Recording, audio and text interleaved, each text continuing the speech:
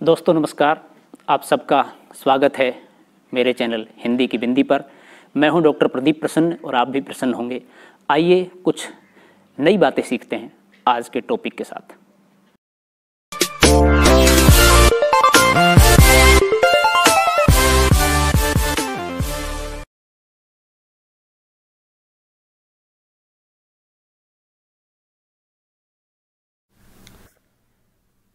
विद्यार्थियों, आज की वीडियो हम बना रहे हैं आधुनिक काल पार्ट 5। आधुनिक काल हिंदी साहित्य के इतिहास का एक भाग है और एक बड़ा पार्ट है। हम चूंकि उसको विस्तार में आपको स्पष्ट करने की कोशिश कर रहे हैं, इसलिए ये वीडियो काफ़ी लंबी बनेगी। यूँ तो ये वीडियो लगभग उतनी बनेगी जितनी बननी है, लेकिन इस आधुनिक काल की वीडियो की बात कर रहे हैं, वो एक लंबा प्रोसेस चलेगा। इसकी करीबन 15-20 वीडियो बनेगी, तब जाके आधुनिक काल कंप्लीट होगा। तो खैर, जो विद्यार्थी हिंदी साहित्य का अध्ययन विस्तार से हमारी वीडियो के अकॉर्डिंग करना चाहते हैं, वो इनका विस्तार से अध्ययन करें। बाकी हमने संक्षिप्त में भी आधुनिक काल को स्पष्ट किया है अलग वीडियो के माध्यम से। आइए तो हम शुरू करते हैं आज की वीडियो। निवेदन ये है, वीडियो शुरू करने से पहले यदि आपने हिंदी की बिंदी चैनल को अभी तक सब्सक्राइब नहीं किया है तो प्लीज़ उसे सब्सक्राइब जरूर करें, बेल आइकन को जरूर दबाएं ताकि कोई वीडियो आप मिस ना कर पाएँ। प्रकरण 2, गद्य साहित्य का आविर्भाव। किस प्रकार हिंदी के नाम से नागरी अक्षरों में उर्दू ही लिखी जाने लगी थी, इसकी चर्चा बनारस अखबार के संबंध में हम कराए हैं। संवत 1913 में, अर्थात बलवे के एक वर्ष पहले, राजा शिव प्रसाद शिक्षा विभाग में इंस्पेक्टर पद पर नियुक्त हुए। उस समय दूसरे विभागों के समान शिक्षा विभाग में भी मुसलमानों का जोर था, जिनके मन में भाखापन का डर बराबर समाया रहता था। वे इस बात से डरा करते थे कि नौकरी के लिए भाखा संस्कृत से लगाव रखने वाली हिंदी न सीखनी पड़े। अतः उन्होंने पहले तो उर्दू के अतिरिक्त हिंदी की पढ़ाई की व्यवस्था का घोर विरोध किया। उनका कहना था कि जब अदालती कामों में उर्दू ही काम में लाई जाती है, तब एक और जबान का बोझ डालने से क्या लाभ, अर्थात हिंदी की आवश्यकता क्या है जब उर्दू का प्रचलन है। तो भाखा में हिंदुओं की कथा वार्ता आदि कहते सुन वे हिंदी को गंवारी बोली भी कहा करते थे। इस परिस्थिति में राजा शिव प्रसाद को हिंदी की रक्षा के लिए बड़ी मुश्किल का सामना करना पड़ा। हिंदी का सवाल जब आता तब मुसलमान उसे मुश्किल जबान कहकर विरोध करते। अतः राजा साहब के लिए उस समय यही संभव दिखाई पड़ा कि जहाँ तक हो सके ठेठ हिंदी का आश्रय लिया जाए, जिसमें कुछ फारसी अरबी के चलते शब्द भी आए। उस समय साहित्य के कोर्स के लिए पुस्तकें नहीं थी। राजा साहब स्वयं तो पुस्तकें तैयार करने में लग गए। पंडित शिरलाल और पंडित वंशीधर आदि अपने कई मित्रों को भी उन्होंने पुस्तकें लिखने में लगाया। राजा साहब ने पाठ्यक्रम में उपयोगी कई कहानियां आदि लिखी, जैसे राजा भोज का सपना, वीर सिंह का वृतांत, आलसियों का कोड़ा इत्यादि। संवत 1909 और 1919 के बीच शिक्षा संबंधी अनेक पुस्तकें हिंदी में निकली, जिनमें से कुछ का उल्लेख किया जाता है। पंडित वंशीधर ने, जो आगरा नॉर्मल स्कूल के मुदर्रिस थे, हिंदी उर्दू का एक पत्र निकाला था, जिसके हिंदी कॉलम का नाम भारत खंडामृत और उर्दू कॉलम का नाम आबे हयात था। उनकी लिखी पुस्तकों के नाम ये हैं: पुष्प वाटिका, गुलिस्तां के एक अंग का अनुवाद संवत 1909, भारतवर्षीय इतिहास संवत 1913, जीविका परिपाटी अर्थशास्त्र की पुस्तक संवत 1913, जगत वृत्तांत संवत 1915। पंडित श्रीलाल ने संवत 1909 में पत्र मालिका बनाई। गारसदा तासी ने इन्हें कई पुस्तकों का लेखक कहा है। बिहारी लाल ने गुलिस्तां के 8वें अध्याय का हिंदी अनुवाद संवत 1919 में किया। पंडित बद्रीलाल ने डॉक्टर बैलेंटाइन के परामर्श के अनुसार संवत 1919 में हितोपदेश का अनुवाद किया, जिसमें बहुत सी कथाएं छांट दी गई थी। उसी वर्ष सिद्धांत संग्रह, न्याय शास्त्र और उपदेश पुष्पावती नाम की 2 पुस्तकें और निकली थी। यहाँ यह बात स्पष्ट कर देनी आवश्यक है, प्रारंभ में राजा साहब ने जो पुस्तकें लिखी वे बहुत ही चलती सरल हिंदी में थी, उनमें उर्दूपन नहीं भरा था जो उनकी पिछली किताबों इतिहास, तिमिर नाशक आदि में दिखाई पड़ता था। उदाहरण के लिए राजा भोज का सपना से कुछ अंश उद्धृत किए जाते हैं। वह कौन सा मनुष्य है जिसने महाप्रतापी महाराज भोज का नाम न सुना हो? उसकी महिमा और कीर्ति तो सारे जगत में व्याप रही है। बड़े बड़े महिपाल उसका नाम सुनते ही कांप उठते और बड़े बड़े भूपति उसके पांव पर अपना सिर नवाते। सेना उसकी समुद्र के तरंगों का नमूना और खजाना उसका सोने चांदी और रत्नों की खान से भी दूना। उसके दान ने राजा कर्ण को लोगों के जी से बुलाया और उसके न्याय ने विक्रम को भी लजाया।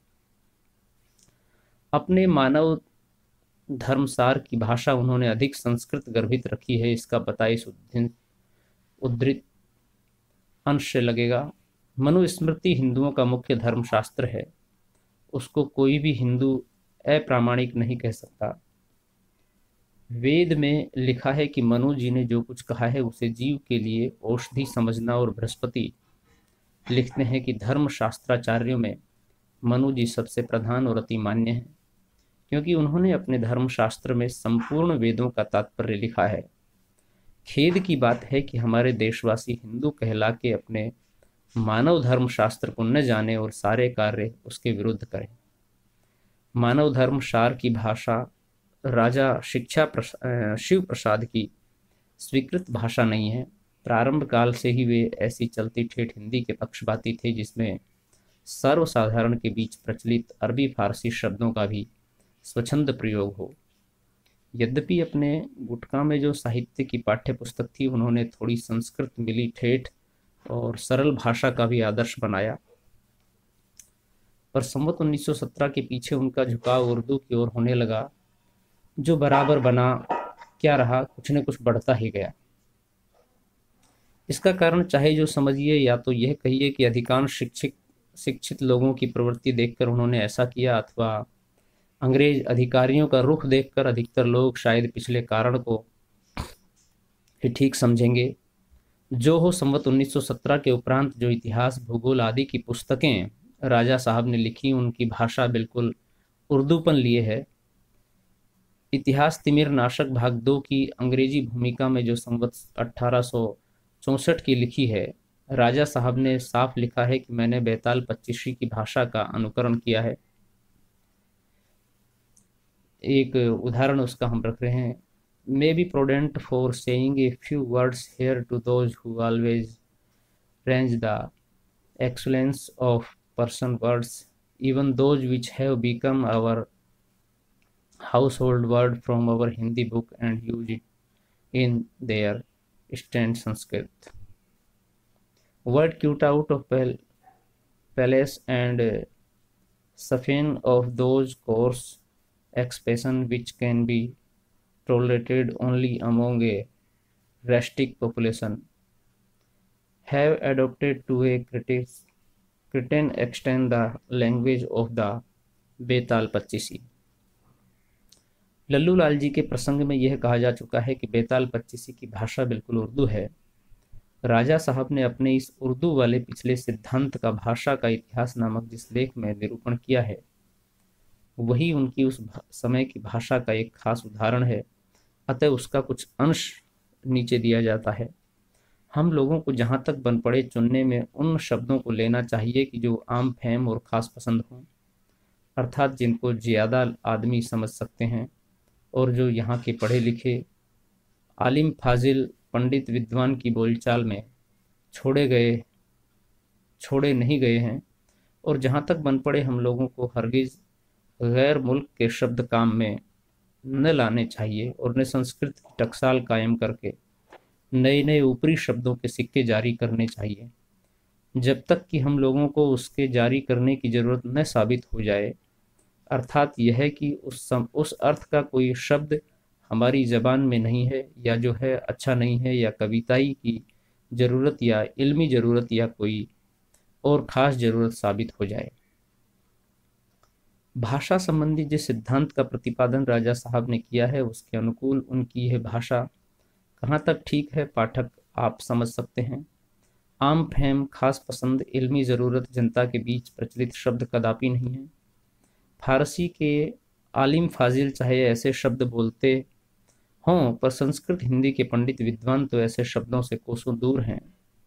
किसी देश के साहित्य का संबंध उस देश की संस्कृति परंपरा से होता है, अतः साहित्य की भाषा उस संस्कृति का त्याग करके नहीं चल सकती। भाषा में जो रोचकता या शब्दों में जो सौंदर्य का भाव रहता है वह देश की प्रकृति के अनुसार होता है।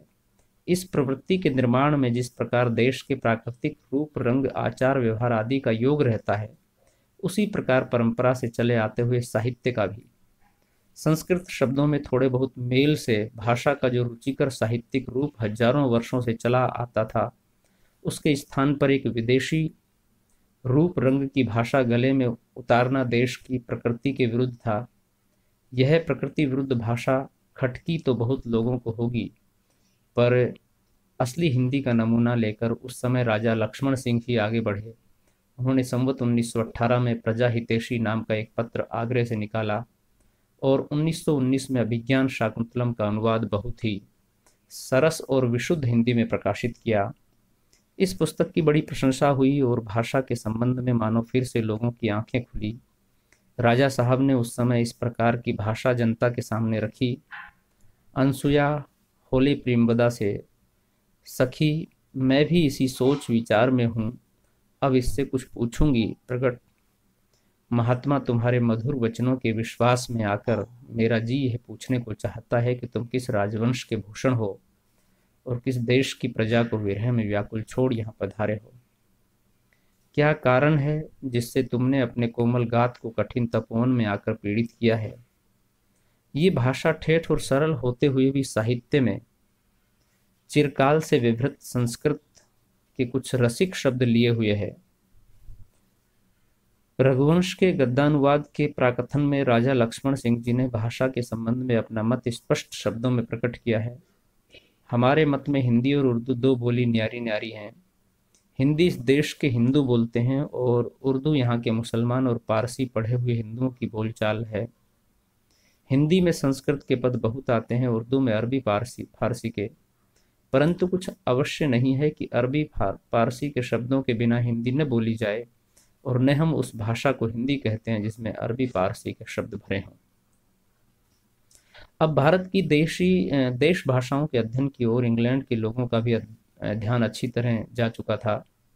उनमें जो अध्ययनशील और विवेकी थे, जो अखंड भारतीय साहित्य परंपरा और भाषा परंपरा से अभिज्ञ हो गए थे, उन पर अच्छी तरह प्रकट हो गया था कि उत्तरीय भारत की असली स्वाभाविक भाषा का स्वरूप क्या है। इन अंग्रेज विद्वानों में फ्रेडरिक पिंटाक का स्मरण हिंदी प्रेमियों को सदा बनाए ही रखना चाहिए। इनका जन्म संवत 1893 में इंग्लैंड में हुआ। उन्होंने प्रेस के कामों का बहुत अच्छा अनुभव प्राप्त किया और अंत में लंदन की प्रसिद्ध एलन एंड कंपनी के विशाल छापे खाने के मैनेजर हुए। वहीं वे अपने जीवन के अंतिम दिनों के कुछ पहले तक शांतिपूर्वक रहकर भारतीय साहित्य और भारतीय जनहित के लिए बराबर उद्योग करते रहे। संस्कृत की चर्चा पिंटोक साहब लड़कपन से ही सुनते आते थे। इससे उन्होंने बहुत परिश्रम के साथ उसका अध्ययन किया। इसके उपरांत उन्होंने हिंदी और उर्दू का अभ्यास किया। इंग्लैंड में बैठे उन्होंने इन दोनों भाषाओं पर ऐसा अधिकार प्राप्त कर लिया कि इनमें लेख और पुस्तकें लिखने और अपने प्रेस में छापने लगे। यद्यपि उन्होंने उर्दू का भी अच्छा अभ्यास किया था, पर उन्हें इस बात का अच्छी तरह निश्चय हो गया कि यहाँ की परंपरागत प्रकृत भाषा हिंदी है, अतः जीवन भर ये उसी की सेवा और हित साधना में तत्पर रहे। उनके हिंदी लेखों, कविताओं और पुस्तकों की चर्चा आगे चलकर भारतेंदु काल के भीतर की जाएगी। संवत 1947 में उन्होंने उपयुक्त एलन कंपनी से संबंध तोड़ा और गिलबर्ट एंड रिविंगटन क्लर्कवेल लंदन नामक विख्यात व्यवसाय कार्यालय में पूर्वीय मंत्री, ओरिएंटल एडवाइजर एंड एक्सपर्ट नियुक्त हुए। उक्त कंपनी की ओर से एक व्यापार पत्र आइन सौदागरी उर्दू में निकलता था, जिसका संपादन पिंटाक साहब करते थे। उन्होंने उसमें कुछ पृष्ठ हिंदी के लिए भी रखे। कहने की आवश्यकता नहीं कि हिंदी के लेख वे ही लिखते थे।